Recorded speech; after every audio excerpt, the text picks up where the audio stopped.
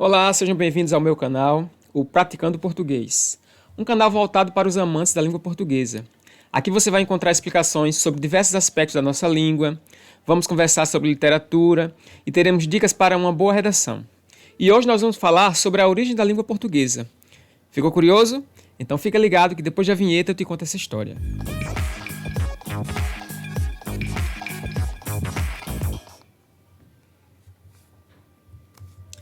Bom, o português é uma língua neolatina. E o que quer dizer isso? É uma língua que deriva do latim. Os romanos, que foram um povo extremamente bélico, eles disputavam por novos territórios, tanto que conseguiram conquistar território em 3 continentes, na África, na Ásia e na Europa. O Império Romano foi um dos maiores que a humanidade já conheceu. Então, com essa expansão, o que é que eles faziam? Entravam em guerra com alguns povos. Quando eles venciam, obrigavam o povo perdedor a adotar o latim como sua língua oficial. Mas a gente sabe que é praticamente impossível abandonar os aspectos da nossa língua e começar a utilizar outra língua assim de uma hora para outra. Então, na verdade, o que é que vai acontecer? Vai haver uma fusão, né, do latim, que era a língua falada no Império Romano há milhares de anos atrás, com a língua do povo conquistado. E a partir dessa fusão surgem novas línguas, as chamadas línguas neolatinas. E o português é uma delas. E aí a gente vai ver detalhadamente cada um desses aspectos. Deixa eu só compartilhar minha tela aqui com vocês. Deixa eu só fazer uma pequena alteração aqui. Pronto. Então, como surgiu o português? Como eu já disse a vocês, a nossa língua, ela deriva do latim, que era a língua oficial do Império Romano, né? E esse processo acontece graças à política de expansão romana. Então, como surgiu a língua portuguesa? Vamos colocar aqui.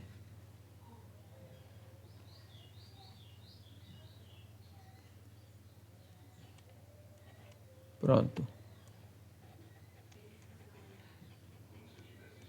Vamos falar sobre a origem do português. Então, como eu já disse a vocês, o português deriva do latim, que era a língua oficial do Império Romano. Então, deriva do latim. Mas vale salientar que haviam 2 modalidades.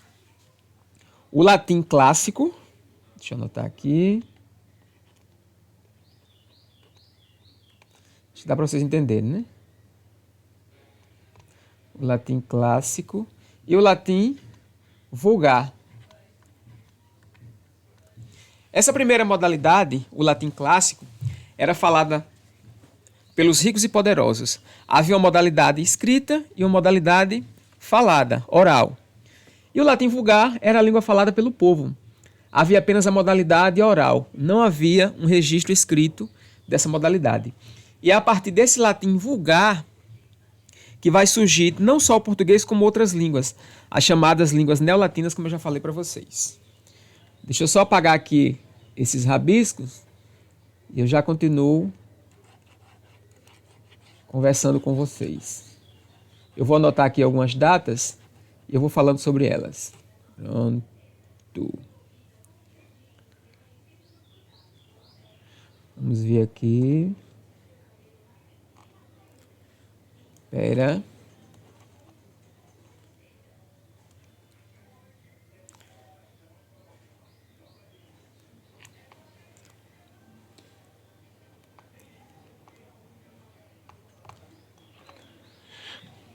(218 a.C.,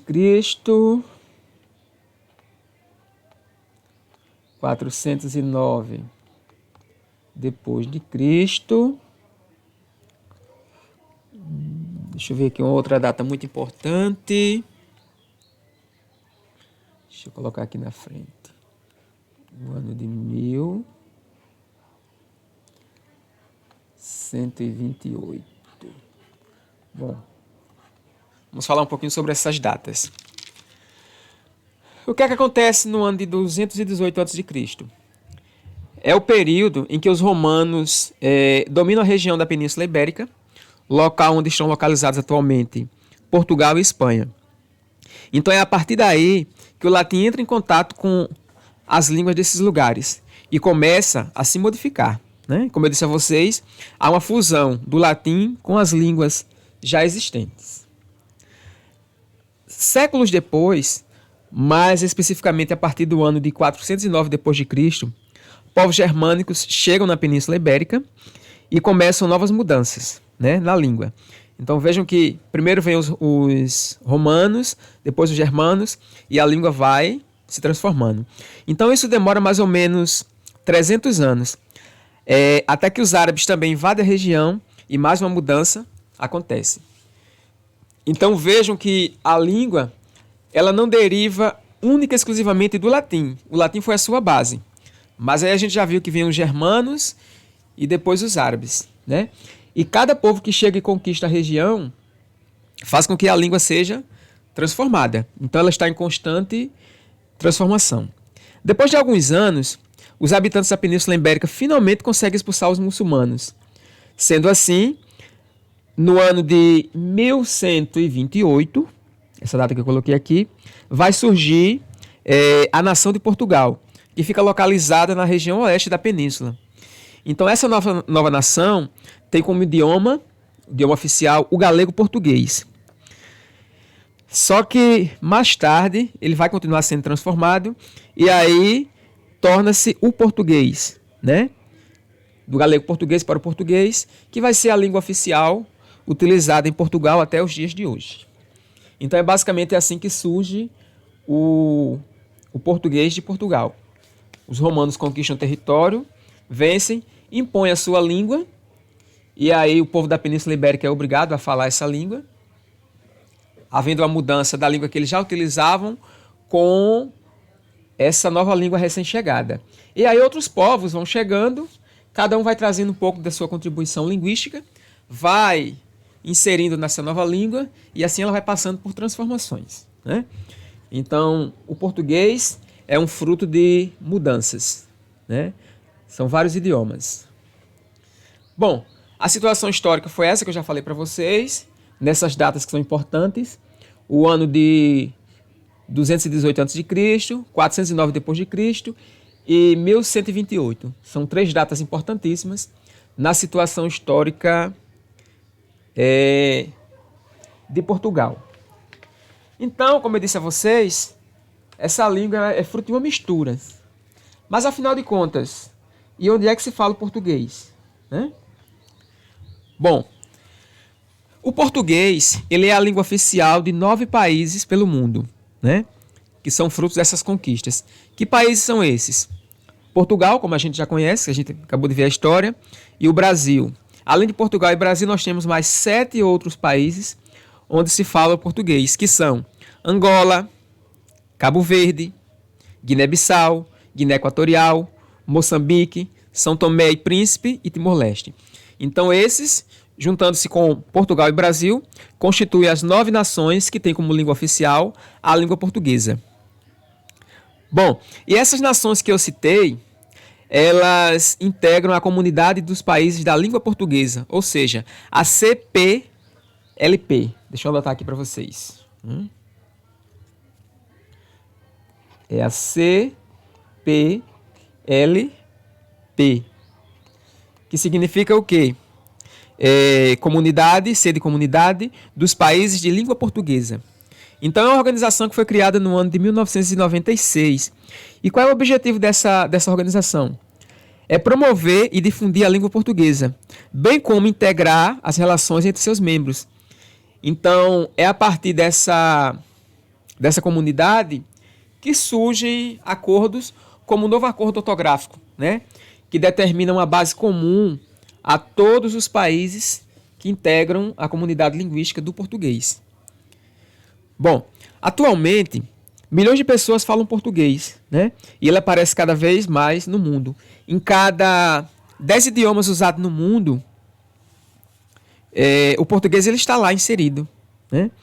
Então, é importante salientar que, apesar desses países utilizarem a mesma língua, que é a língua portuguesa, cada nação que faz uso da língua traz variações culturais próprias, né? é o que nós podemos chamar de variedades linguísticas. Isso aí a gente vai ver no outro momento, né? Em termos de padronização normativa, a gente pode afirmar que existe cerca de 800 mil termos que são listados em um dicionário de língua portuguesa. 800 mil, né? Que são, como eu poderia dizer, comum a todas essas nações. Porém, não são as únicas, né? Existem muitas outras.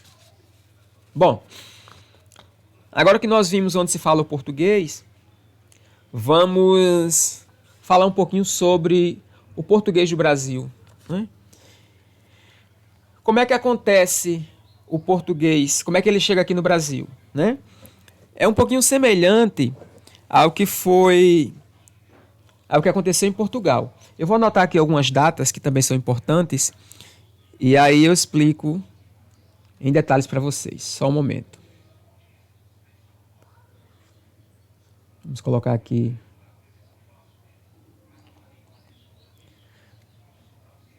Século XV,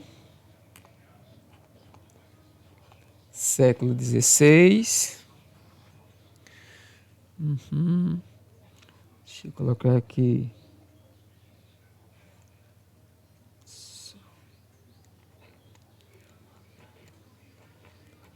Mil e quinhentos,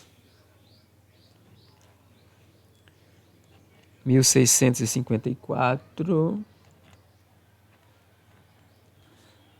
Então, eu acredito que dá para vocês entenderem essas letras, né? Bom, então vamos lá. O que é que essas datas dizem em relação à língua portuguesa? Bom, como vocês sabem, a língua portuguesa espalhou-se pelo mundo justamente no período das grandes navegações, né? Que vão do século XV até o século XVI.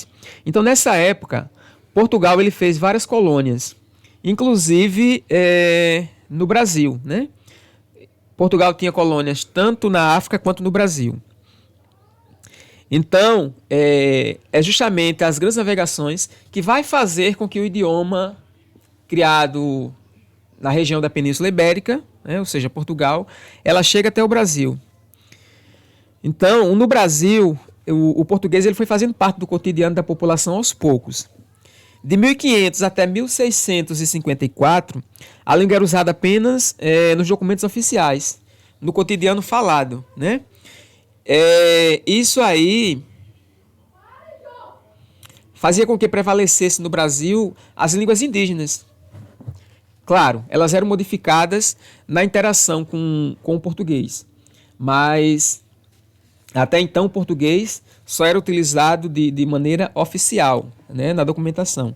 Na prática, havia-se essa mistura. Bom, com o tempo, mais nativos portugueses foram chegando ao Brasil. E aí a língua passa a ter uma presença maior na comunidade, porque com mais portugueses chegando, a língua sendo utilizada constantemente, isso vai fazer com que haja uma presença maciça desse idioma aqui no nosso território. Bom, isso aí se tornou mais intenso com a chegada da família real no Rio de Janeiro no ano de 1808. E é justamente nesse momento que também surge a imprensa, né? Ou seja, o surgimento da imprensa vai fazer com que a língua portuguesa se consolide no Brasil. Então, a formação da língua portuguesa ela ocorre ao longo de anos, não é de uma hora para outra. Ela recebe diversas influências. Então, com o português do Brasil não foi diferente. Ele tem como base o latim também, mas traz diversos elementos árabes, do alemão e de vários outros idiomas. Então a gente sabe que ela surge a partir dessa mistura, de uma mistura de línguas, vem para o Brasil, o latim dá origem ao galego-português e, consequentemente, ao português de Portugal, lembrando que é uma língua totalmente diferente da nossa. Apesar de ser a mesma língua, mas os termos, a pronúncia e até o significado de alguns vocábulos, eles são distintos entre Brasil e Portugal. Daí a necessidade de se fazer um acordo onde há uma espécie de padrão da língua. O novo acordo ortográfico estabelece isso, para que haja um padrão.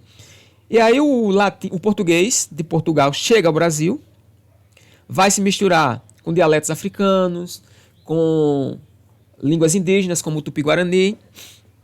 Então, a língua que já é um fruto de mistura, quando chega no Brasil, tem como base essa tríplice formação: o português de Portugal, dialetos africanos e o Tupi-Guarani. Não só o Tupi, como outras línguas indígenas. Só que a mistura, ela não para por aí.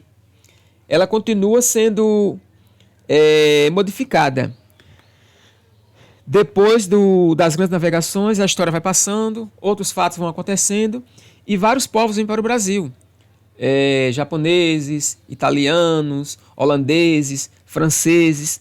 Então, cada um desse povo que vem para o país deixa alguns dos seus elementos. E a língua continua se transformando, porque a língua ela é dinâmica, ela não para. Então, foi justamente esse processo que fez com que o português fosse um fruto de uma mistura. É tanto que no nosso vocábulo tem palavras de origem francesas, como Bahia, que dá nome a uma de nossas cidades, né, da cidade paraibana, abajur e vários outros termos. Não só franceses, como de outras nações, porque o português ele é basicamente fruto de uma mistura, dessa mistura de línguas.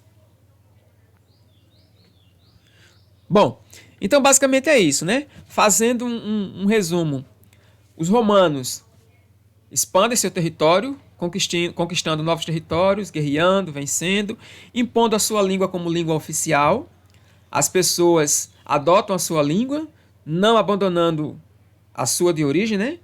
E assim surge essa mistura, formando o português de Portugal. Com as grandes navegações, os portugueses vêm, encontram o Brasil, há uma mistura da língua nativa do Brasil, que era o Tupi-Guarani e outros dialetos indígenas, com o africano, trazido pelos escravos, e aí há mais uma tríplice mistura, surgindo assim o português de Portugal. Daí essa diferença entre o nosso português com o deles. Porque, apesar de ter sido fruto de misturas, mas foram misturas diferentes, né? Foram povos diferentes e séculos diferentes também. Então, surgindo assim o português, que é uma língua extremamente bonita, alguns consideram complexa, né? É uma língua que ainda tem uma proeza. Ela é fruto de uma mistura de línguas de vários outros povos, mas ainda consegue a façanha de ter uma palavra que é unicamente sua, que não tem tradução, que é a palavra saudade. O português é maravilhoso, ele é fascinante, né? Bom, eu espero que vocês tenham gostado. Se vocês gostaram, não se esqueçam de curtir e de se inscrever no canal. E até um próximo momento.